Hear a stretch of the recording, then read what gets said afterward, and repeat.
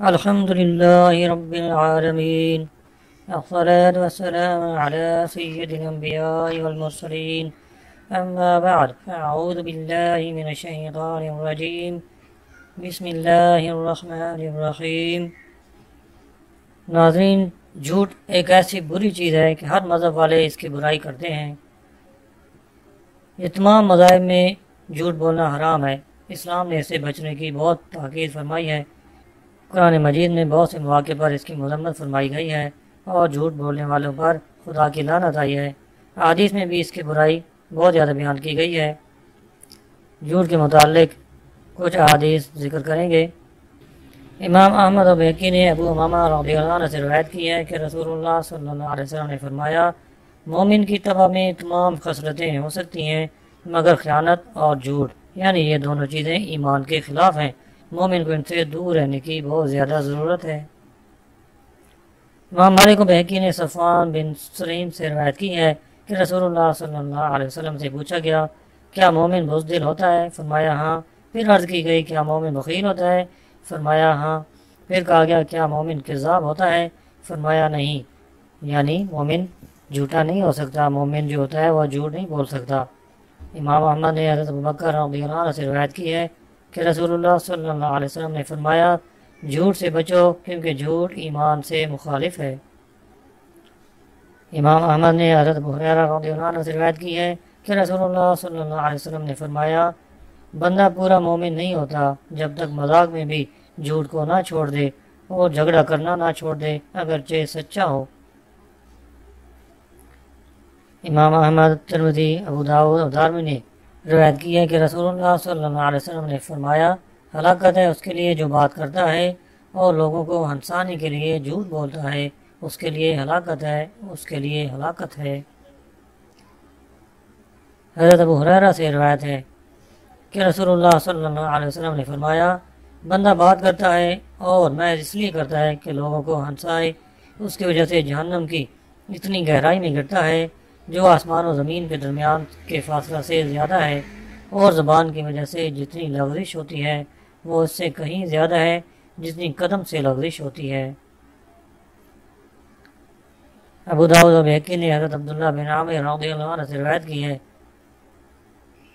کہتے ہیں رسول اللہ صلی اللہ علیہ وسلم ہمارے مکان میں تشریف فرما تھے. میری ماں نے مجھے بلایا کہ آؤ تمہیں دوں گی. حضور صلی اللہ علیہ وسلم نے فرمایا، کیا چیز دینے کا ارادہ ہے؟ انہوں نے کہا کہ کھجور دوں گی. ارشاد فرمایا، اگر تو کچھ نہیں دیتی تو یہ تیرے ذمہ جھوٹ لکھا جاتا. بہقی نے ابو بردہ رضی اللہ عنہ سے روایت کی ہے کہ رسول اللہ صلی اللہ علیہ وسلم نے فرمایا، جھوٹ سے منہ کالا ہوتا ہے اور چغلی سے قبر کا عذاب ہے. صحیح بخاری اور مسلم میں ام کلثوم رضی اللہ عنہا سے مروی ہے کہ رسول اللہ صلی اللہ علیہ وسلم نے فرمایا، وہ شخص جھوٹا نہیں ہے جو لوگوں کے درمیان میں اصلاح کرتا ہے، اچھی بات کہتا ہے اور اچھی بات پہنچاتا ہے. یعنی ایک کی طرف سے دوسرے کے پاس اچھی بات کہتا ہے، جو بات اس نے نہیں کہی وہ کہتا ہے. مثلا اس نے تمہیں اسلام کہا ہے یا تمہاری تعریف کرتا تھا. ترمذی نے اسماء بنت یزید رضی اللہ عنہ سے روایت کی ہے کہ رسول اللہ صلی اللہ علیہ وسلم نے فرمایا، جھوٹ کہیں ٹھیک نہیں مگر 3 جگہوں میں. مرد کا اپنی عورت کو راضی کرنے کے لیے بات کرے اور لڑائی میں جھوٹ بولنا، اور لوگوں کے درمیان میں صلح کرانے کے لیے جھوٹ بولنا. حضرت عبداللہ بن مسعود رضی اللہ عنہ سے روایت ہے، رسول اللہ صلی اللہ علیہ وسلم نے ارشاد فرمایا، صدق کو لازم کر لو کیونکہ سچائی نیکی کی طرف لے جاتی ہے اور نیکی جنت کا راستہ دکھاتی ہے. آدمی برابر سچ بولتا رہتا ہے اور سچ بولنے کی کوشش کرتا رہتا ہے یہاں تک کہ وہ اللہ کے نزدیک صدیق لکھ دیا جاتا ہے. اور جھوٹ سے بچو کیونکہ جھوٹ فجور کی طرف لے جاتا ہے اور فجور جہنم کا راستہ ہے. اور آدمی برابر جھوٹ بولتا رہتا ہے اور جھوٹ بولنے کی کوشش کرتا ہے یہاں تک کہ اللہ کے نزدیک کذاب لکھ دیا جاتا ہے.